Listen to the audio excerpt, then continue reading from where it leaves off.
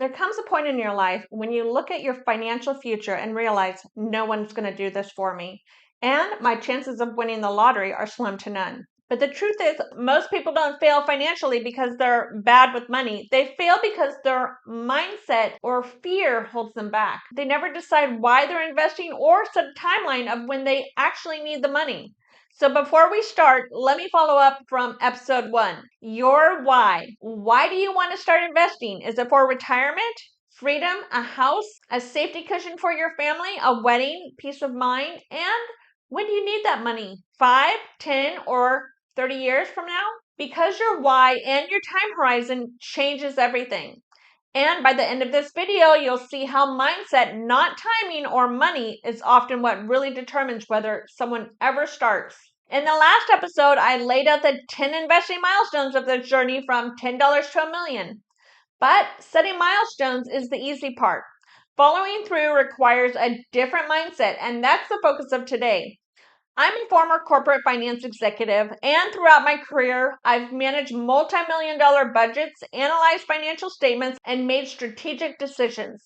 But because of my mindset, I didn't start investing personally until later in life.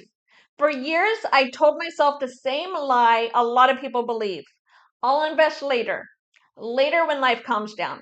Later when I make more money.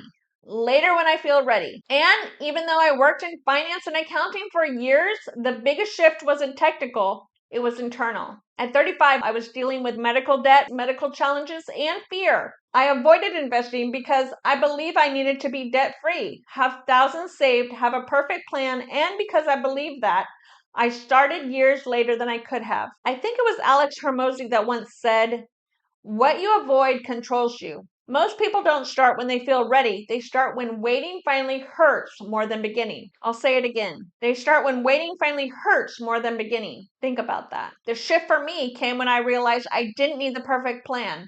I had my why, and I set a timeline of when I wanted to become financially free. I didn't need a big amount to start. I needed one decision and the willingness to take one tiny step. At 35, that tiny step changed my life because I stopped waiting for the right moment. Like many people, I felt scared to start. I felt behind. I generally thought I didn't have enough money to begin. But it was about taking control of my future instead of letting fear decide for me. When I started to invest over a decade ago, something shifted mentally. Once I saw that I could start, I realized the story I've been telling myself wasn't true. I didn't need the perfect timing. I didn't need thousands of dollars. I just needed to begin. And as I kept going, I realized something else. I wasn't just building an investment portfolio. I was building confidence. Every deposit, no matter how small, was proof that I could plan my future instead of reacting to it. And even though I started investing over a decade ago, became financially free, and hit my investing goal privately, I'm starting over publicly to show what building wealth really looks like one step at a time, even if you're starting late too. But this series isn't about what I've already built. This is a fresh start on purpose to help others get the courage to start. Because more people deserve honest conversations about investing. Not advice, not perfection, just the reality of starting small, deciding on their why, and setting a timeline.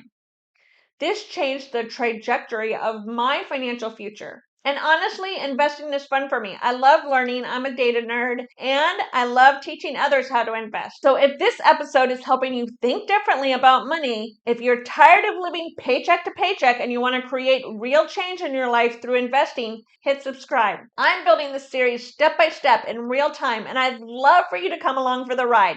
So are you ready to invest in yourself? One thing I like to do to hold myself accountable and achieve my goals is to write them on a sticky note and put them on my bathroom mirror. I want to encourage you today to write down an investing goal on a sticky note or a piece of paper as something that you can look at every day. And in episode 4, I'm talking about the habits that actually build wealth and what investing looks like when money is tight. Because consistency is tested under pressure, not perfect conditions. And if you're new here, start with episode 1. That's where this journey began. I'll see you next week.